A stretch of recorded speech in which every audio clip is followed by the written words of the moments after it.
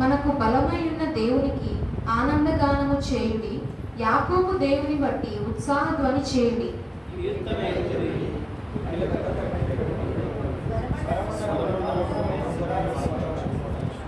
అమావాస్య నాడు కొమ్ము ఊదుడి, మనము పండుగ ఆచరించు దినమగు పున్నమ నాడు కొమ్ము ఊదుడి.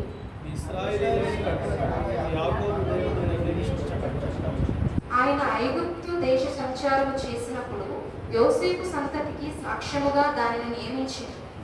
అక్కడ నేనెరుగని భాష వింటిని.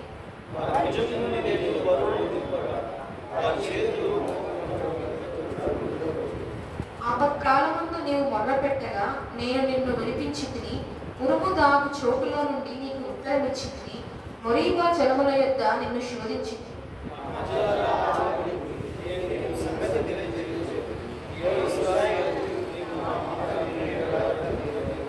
అన్యుల దేవతలలో ఒకటియు నీలో ఉండకూడదు.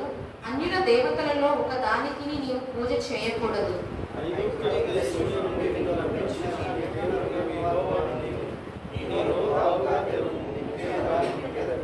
అయినను నా ప్రజలు నా మాట ఆలకింపకపోయి, ఇశ్రాయేలీయులు నా మాట వినకపోయేది.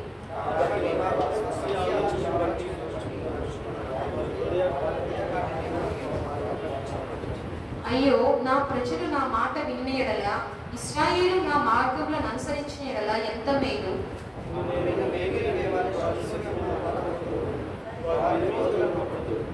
యెహోవాను ద్వేషించువారు వారికి లొంగుదురు, వారి కాలము శాశ్వతముగా ఉండును. అందరం కలిసి చదువుకుందాం. అతి శ్రేష్టమైన గోధుమలను అనుగ్రహించి నేను వారిని పోషించుదును, కొండ తేనెతో నిన్ను తృప్తిపరచుదును. దేవుడి వాక్యం ద్వారా మనతో మాట్లాడుగాక.